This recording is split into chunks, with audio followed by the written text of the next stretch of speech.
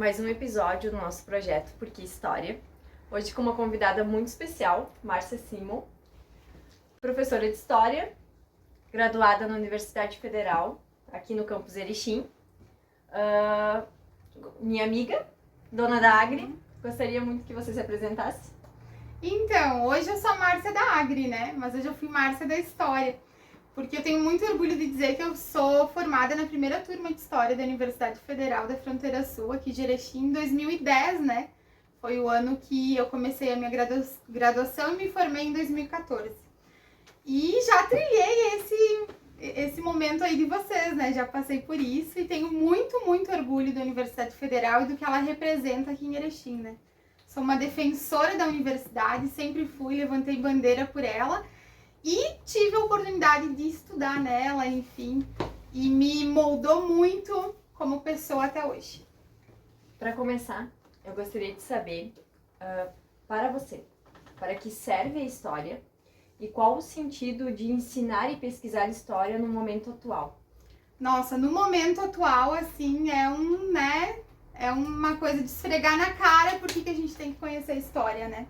Eu sempre gostei de história, né? Sempre me interessei pela história, como um todo, assim, mas a minha praia sempre foi a história mais recente, história contemporânea, a história do Brasil, até uma história mais política, social, né?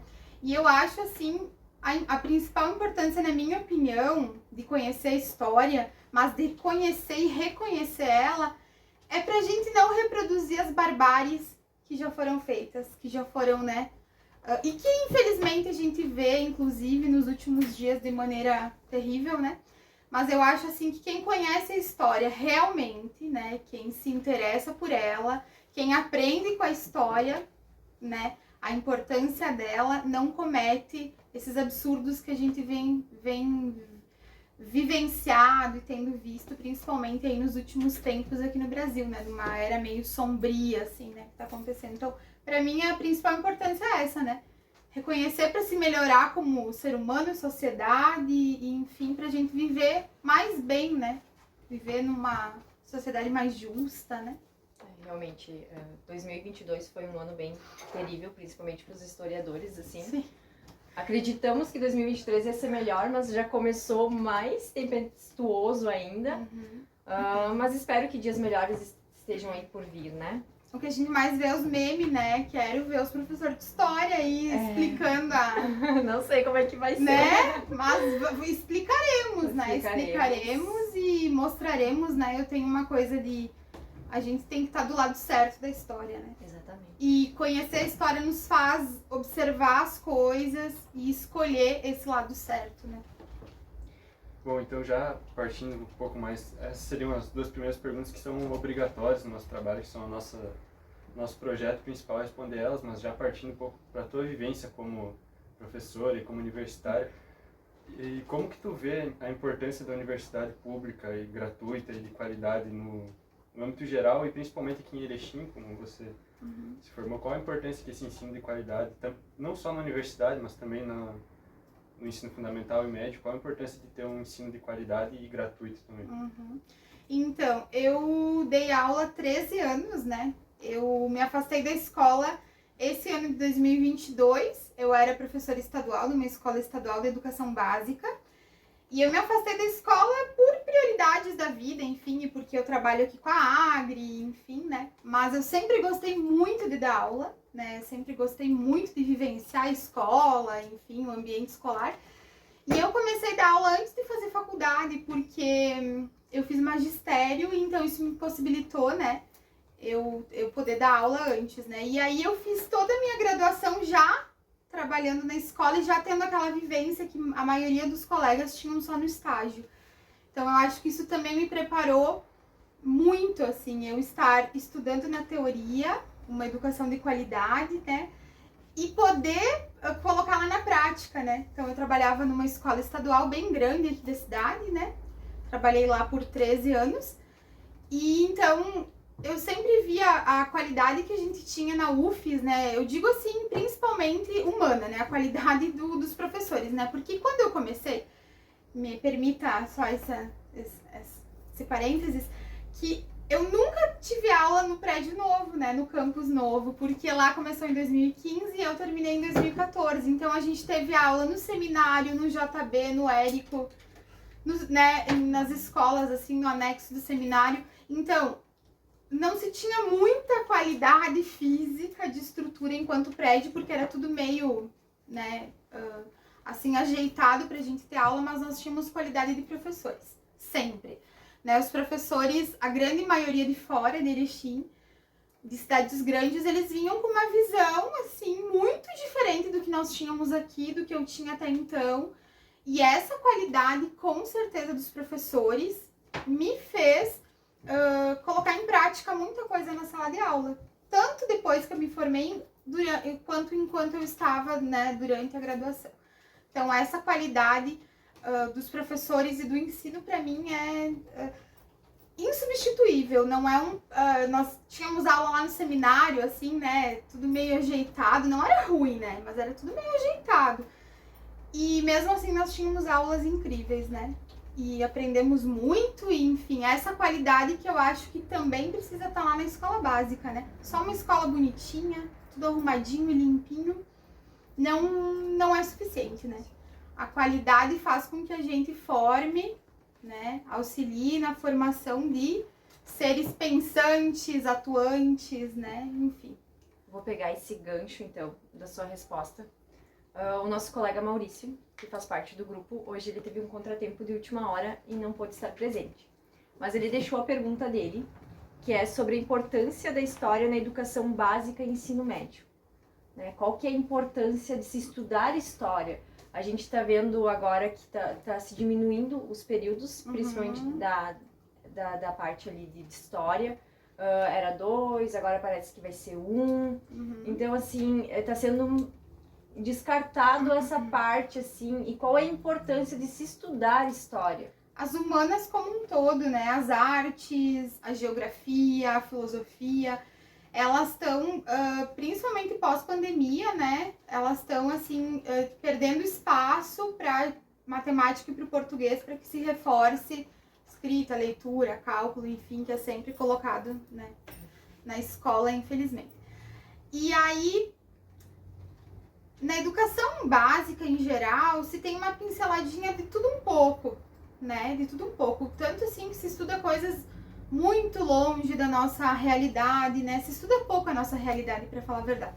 Mas eu consigo entender isso da seguinte maneira. A gente estuda um pouquinho de cada coisa para que quando a gente for para a faculdade, a gente saiba que daquilo eu gosto mais, daquilo eu gosto menos. Talvez aqui eu me identifique mais.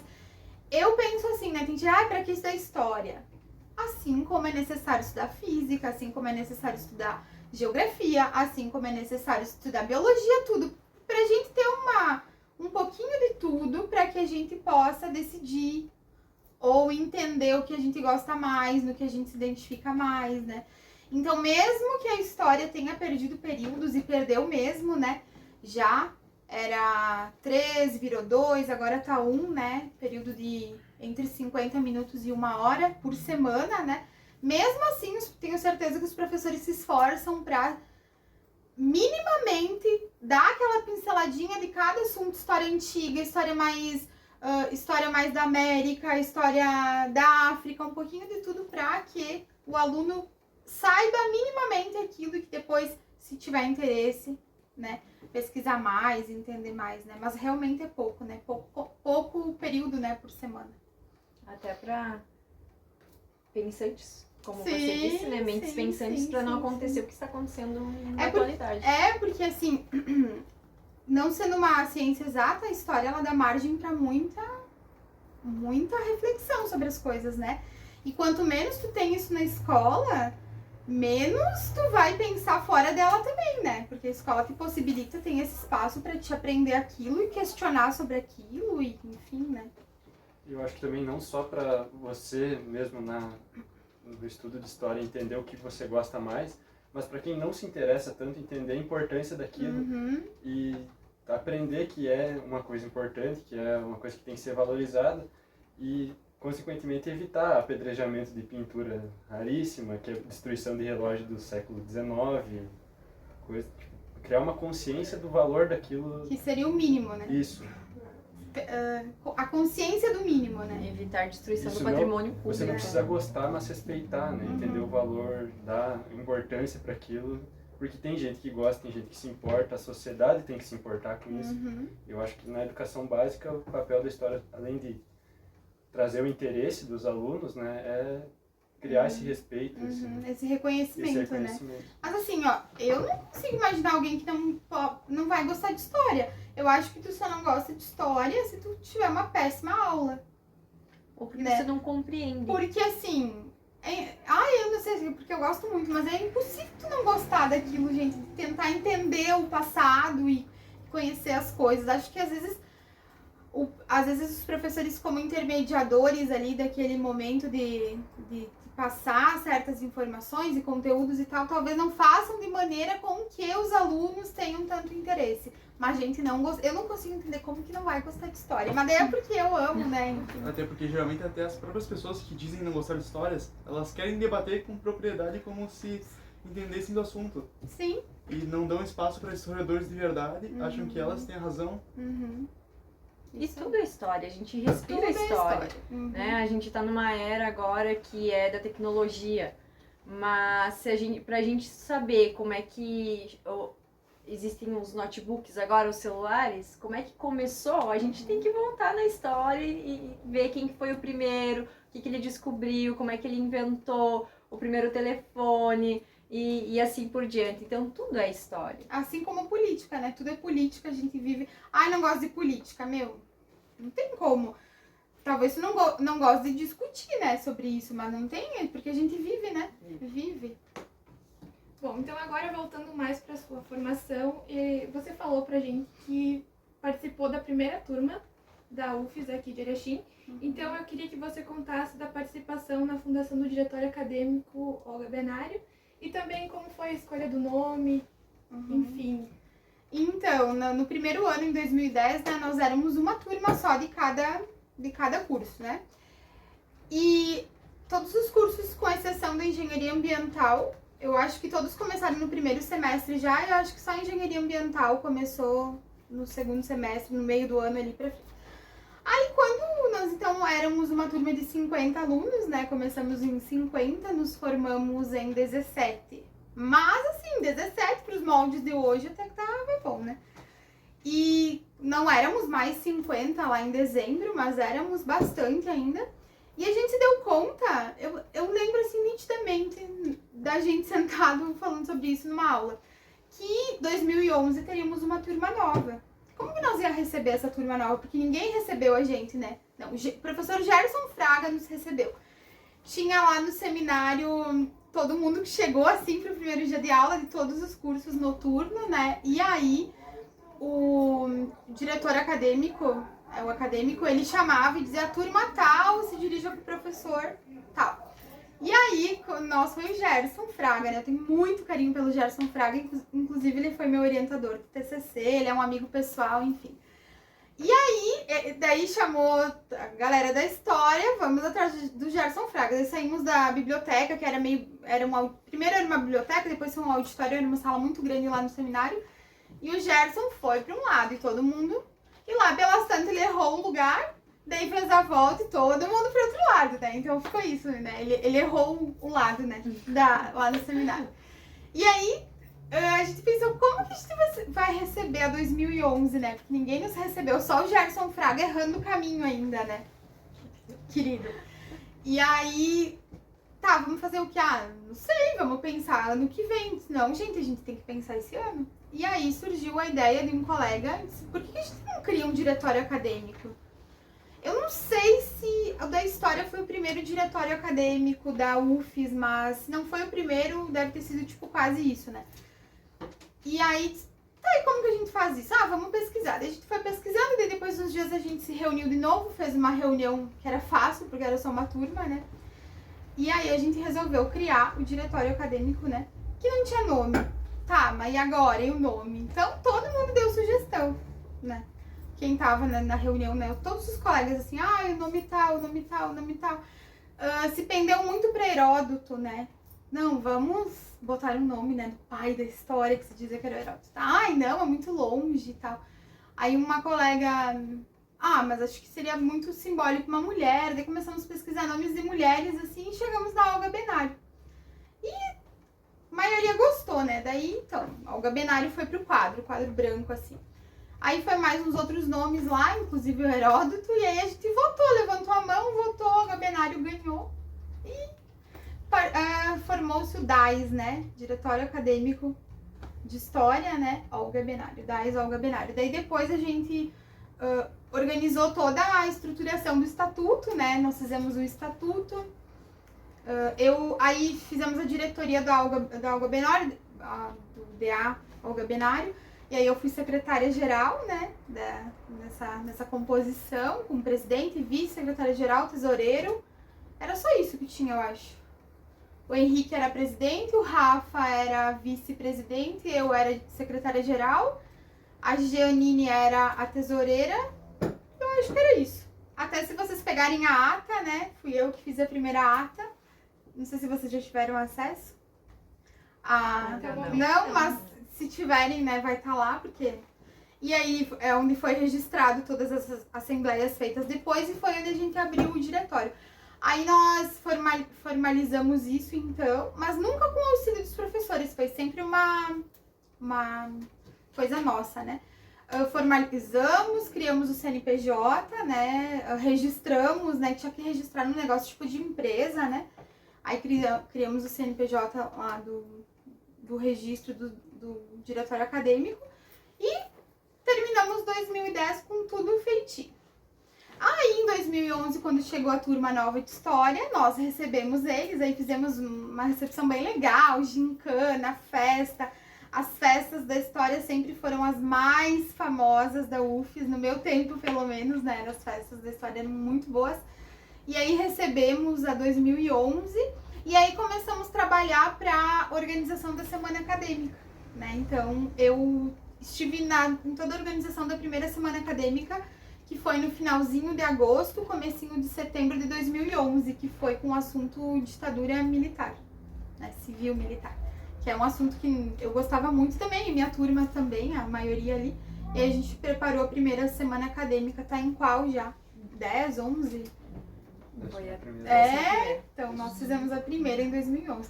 Então partiu disso, né? O DA saiu da ideia de pensar assim, tá aí, a gente recebe os novos alunos como? E aí que se encaminhou e aí criamos o DA. Incrível, Uhum. Então, minha pergunta, já puxando por esse tema, é qual a importância da participação ativa dos alunos na universidade? Esse é um exemplo, né? Uhum. Em 2010, nós tínhamos, assim, bolsas sobrando. Todo mundo que se candidatasse para uma bolsa de auxílio tinha acesso, né? Nós estávamos em outra época, assim, sabe? Fazíamos viagens de estudo com tudo pago, ganhávamos um valor de auxílio, tipo, além do ônibus pago e tal, ganhávamos um auxílio. Eram tempos de vacas muito gordas na UFES, né? Era outro governo, era outro olhar para a educação, né? E nós estávamos muito em cima de tudo, sabe? Muito em cima de qualquer coisinha assim, a gente se reunia, não só a história, né? Mas eu digo mais assim, os cursos noturnos, eles têm um perfil diferente do diurno, né? Nós nos reuníamos e íamos cobrar as coisas do diretor acadêmico, né? E do diretor administrativo. Na época o acadêmico era o Paulo Bittencourt e o administrativo era o Luiz Fernando... Luiz Fernando Correia. Agora é o Isso. nosso diretor. É diretor hoje. O Luiz Fernando era do administrativo, eu acho, uma coisa assim. E aí, nós cobrávamos muito, nós nos reuníamos no curso, nos cursos, assim, e não, vamos fazer aqui. Mas não tinha DCE, não tinha nada, assim, sabe? Tinha um ou outro aluno que representava o campus Erechim quando tinha coisas em Chapecó. E nós sempre fomos bem atuantes, e eu acho que isso molda muito uma universidade, né? A gente não recebia tudo e baixava a cabeça. Por exemplo, o curso de medicina, quando foi para Passo Fundo, foi muito auê aqui. Porque nós não entendíamos por que Passo Fundo sequer tinha um um camp e recebeu uma graduação tão importante como é a medicina e tão, né, vista assim como é a medicina. E aí a gente foi pra, sabe, o Benoni, não sei se ele dá aula lá ainda, o Hilton Benoni, era meio diretor-geral ali no campus, a gente foi muito pra cima dele também, e, enfim, ele não tinha muitas respostas. Acabou que foi pra lá, mas não foi sem luta, porque a gente cobrou muito isso, não fazia sentido, né? E tá acontecendo, né? É bom, é muito bom que tenha, mas esse foi um exemplo, assim, de que a gente cobrava muitas coisas, né? E de professores também, e de coisas vindas do governo, e de algumas decisões que eram meio arbitrárias, né? E aí os professores foram se juntando com a gente apoiou greves, né, muito grandes de professores, assim, de meses, né, tivemos uma greve em 2013, bem grandona, 2012, 2013, acho que 12, bem grandona, assim, de meses, né, e nós sempre atuantes, né, muito atuantes, assim. E acho que isso faz toda a diferença, toda a diferença. E, assim, a raiz da universidade, de certa forma, é o aluno. E eu, quando eu entrei, eu não estava acostumado com essa visão. Eu estava ainda muito com a ideia de escola, sabe? Uhum. E eu me surpreendi com quando que tem essa participação do aluno dentro da universidade. Uhum. Como protagonista. Sim, Como sim. o aluno tem que ser na escola também, mas muitas vezes a escola básica te poda, Como né? deveria ser, Te né? poda, né? E na universidade tu tem um pouco mais de liberdade. E eu tenho um perfil também na minha turma, não tinha, né, alunos que tinham saído do ensino médio e ingressado na universidade, mas era a minoria. A maioria eram pessoas mais velhas, até eu, né? Eu tinha 23 anos quando eu ingressei na faculdade. Então, um pouquinho mais velha, já trabalhava na escola e tal, e eu tinha colegas mais velhos, então a gente tinha um outro perfil, a gente tinha um perfil de, né, de ser mais atuante mesmo, e porque nós não tínhamos mais aquela ideia de escola, a gente não tava no passado, no ensino médio, e aí tu vem todo podado, e regra, e norma, e, né, então por isso nós éramos bem atuantes. Bom, a última pergunta, eu queria que tu falasse um pouco sobre a Agridoce, esse espaço aqui, esse ambiente. Agridoce, livraria e sebo. Então, Agridoce, esse ano vai fazer 10 anos. A gente criou a Agridoce em 2013, eu tava quase no finalzinho da faculdade. A gente criou essa livraria e sebo, eu e o meu marido, né? Sócios, no caso. Sei lá se é sócio, mas enfim. Nós dois, desde então, trabalhamos nela, né? Eu trabalhava na escola e na Agridoce. E aí, então, como eu falei antes, esse ano eu deixei a escola, né? Me exonerei do meu trabalho no estado para ficar integralmente aqui na Agri, né? Então, nós somos o único sebo de Erechim, né? Físico. E a gente trabalha com compra, venda e troca de livros, né? Novos e já lidos. Mas, assim, o nosso foco maior são livros do sebo mesmo, né? A maior parte dos nossos livros. A gente tem a loja aqui na Avenida 7, né? Bem no centro. A Agridoce é conhecida como Agri, acho que a maioria conhece já, né? Porque são 10 anos aí. E a gente, além do comércio, de trabalhar com a Agridoce, enfim, dela ser o nosso sustento e, enfim, a gente é leitor, né? Sempre foi leitor. E foi daí que ela surgiu, de uma falta que eu sempre senti em Erechim por não ter uma livraria e um sebo que me acolhesse assim, que eu pudesse ir lá trocar ideia, conversar, vasculhar a estante, né? E a partir dessa falta que eu sempre senti, eu tive a ideia de criar a Agridoce. E o Márcio, né, abraçou a causa e desde então estamos aí. E além de comercialização, a gente fomenta a leitura também, né? Porque a gente tem projetos de leitura, a gente tem muita coisa para além do vender, apenas vender, trocar livros, né? Então a gente criou aqui um ambiente, assim, que une leitores de todas as áreas aí, né? De gente que trabalha com livro, com educação e com gente que tá em outra área, mas que aqui se sente acolhido, né? Então a Agri é um orgulho que eu tenho aí há quase 10 anos, né? Em agosto vamos fazer 10 anos. É um orgulho que eu tenho que me define muito também. Assim como a história na minha vida, a Agridoce tem uma importância fundamental na pessoa que eu sou hoje. Olha, eu nunca tinha vindo pra cá e eu adorei, assim, o ambiente. E é muito legal saber que tem essa importância, além do econômico, essa importância social, assim, de compor a nossa cidade e tudo mais. Então, muito obrigado por ter participado do nosso projeto. Agradecemos muito. Eu que agradeço o convite, fico bem feliz. Sempre que tem a UFES no meio da história, eu tô dentro, né? Como eu falei pra você, sempre defendo muito a UFES, porque eu tenho muito orgulho dela e do que ela representa, e do tanto que ela forma de gente aí pra dar importância pra educação e enfim. Queria te agradecer. Nós vai muito além de agri e né, livros. E por ter aberto esse espaço para nós, por nós podermos ter vindo até aqui, mostrar um pouquinho disso aqui. É aqui que eu acho os meus livros raros de história. Sim, também. Me sinto sempre em casa aqui, você sabe, eu e as meninas, sou até suspeita de falar daqui. A gente quer te dar uma lembrancinha, é uma recordaçãozinha do nosso projeto, que você olhe para ele e lembre de nós e da história e da Universidade Federal. Com certeza, muito, muito obrigada. Fico bem feliz e vou reforçar, muito feliz de abrir as portas da Agri para receber a galera da história, que é o meu curso preferido e é o que eu mais adoro aí, né? Então, muito obrigada. Então, fico muito feliz de ter participado e tomara que o trabalho de você seja show. Muito obrigada, de coração.